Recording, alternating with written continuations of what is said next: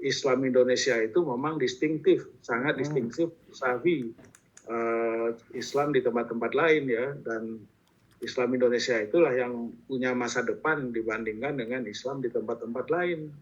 Menurut saya sih secara kultural misalnya Islam Indonesia itu lebih memungkinkan untuk tumbuhnya demokrasi, memungkinkan bagi kedudukan perempuan yang lebih tinggi dibanding misalnya dengan Islam di Arabia, Islam di Asia Selatan, Afghanistan, India, Bangladesh, Pakistan, itu tidak memberikan tempat yang memadai kepada perempuan. Jadi saya melihat itu hanya ada di Indonesia, di mana Indonesia itu memberikan peluang yang besar. Walaupun misalnya belakangan ini terjadi apa yang disebut sebagai neokonservatisme di sebagian orang Islam Indonesia, tetapi menurut saya belum terlalu kuat untuk bisa misalnya mengubah paradigma Islam Indonesia yang distintif itu.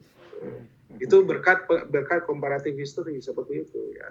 Saya bisa menunjukkan misalnya budaya kenapa perempuan itu mengalami domestifikasi di Timur Tengah misalnya. Itu karena terjadinya misalnya lebih banyak dipengaruhi oleh pola budaya yang patriarki atau male dominated society, masyarakat yang dikuasai oleh laki-laki. Di Indonesia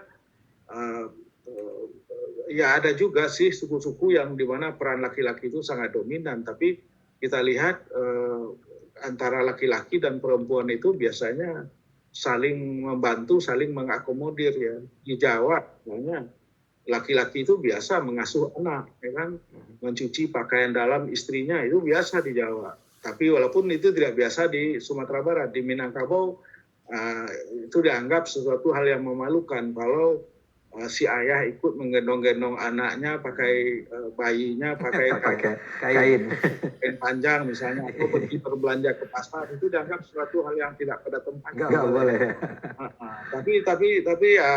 Tapi kan pada segi yang lain di Minang ya dikatakan budayanya matrilineal ya kan begitu ya. Jadi oleh karena itu tidak patriarki, dan dalam sejarah perempuan Muslim di Indonesia mereka selalu keluar ya kan, ke pasar misalnya, di mana saja sampai sekarang ya. Kalau kita ke pasar sekarang ini di mana saja, itu sebagian besar orang yang di pasar itu yang terlibat di dalam perdagangan di pasar itu adalah perempuan ya kan. Perempuan kalau dulu ya di Bukit Tinggi itu di pasar atas, pasar bawah. Kalau di Jawa ini kita bisa lihat di pasar Majestic, di Kebayoran Lama atau pasar Kliwon, di mana saja. Walaupun terjadi perbedaan, misalnya kalau dulu sampai tahun 70-an, akhir 70-an itu tidak ada perempuan di pasar itu yang pakai jilbab kan. Baru kemudian mungkin 85-an ke atas, kemudian kita melihat terjadinya fenomena yang mungkin relatif homogen, terjadi homogenisasi. Jadi nggak ada beda lagi orang perempuan di pasar atas Bukit Tinggi misalnya dengan yang ada di pasar Kliwon. Sebagian besar mereka itu pakai jilbab, ya kan? Pakai jilbab sampai kemana-mana pakai jilbab gitu kan, yang kemudian menimbulkan kekhawatiran di kalangan para pengamat. Karena dia bilang ini pertanda dari dua hal. Yang pertama adalah terjadinya domestifikasi perempuan. Perempuan itu akan dijinakkan ya kan, seperti yang terjadi di Timur Tengah. Yang kedua pertanda dari kebangkitan fundamentalisme Islam ya kan. Nah, itu saya bilang itu tidak ada hubungannya. Karena apa? Karena jilbab di Indonesia itu sebagian besarnya itu adalah jilbab yang istilah saya itu for convenient, untuk kenyamanan saja. Jilbab yang orangnya ingin praktis ya kan, tidak usah repot-repot ya kan, pakai aja itu jilbab yang handy ya, model Ibu Risma itu, Risma mantan wali kota Surabaya atau menteri sosial sekarang. Di pasar seperti itu, mereka itu rata-rata di pasar tidak ada misalnya jilbab yang dalam, jilbab yang panjang. Itu yang saya sebut dengan jilbab ideologis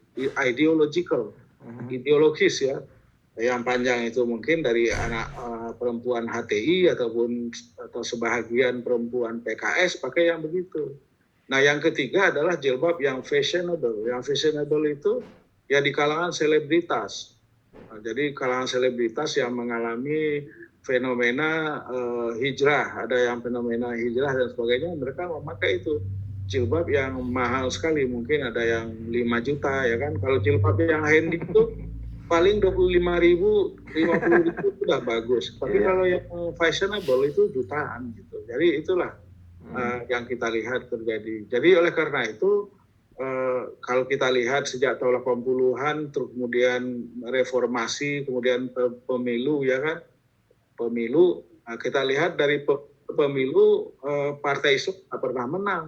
Jadi itu membantah teori orang yang mengatakan bahwa dengan semakin meluasnya jilbab, kemudian pilihan politiknya akan semakin politik Islam. Ya enggak juga ya kan. Jadi berbagai studi yang dilakukan misalnya oleh Saiful Mujani atau oleh Burhanuddin Muhtadi misalnya membuktikan bahwa tidak ada hubungan yang terlalu positif ya, korelasi yang terlalu positif antara pemakaian jilbab yang makin meluas atau ekspresi keislaman yang semakin meluas, semakin kelihatan dengan pilihan politik, dengan perilaku politik itu atau perilaku voting behavior itu seolah tidak ada hubungan gitu. Jadi, kenapa itu terjadi? Karena itulah Indonesia itu lain dengan Islam di tempat-tempat lain. Kalau di tempat lain mungkin bisa terjadi hal seperti itu. Kalau di Indonesia enggak.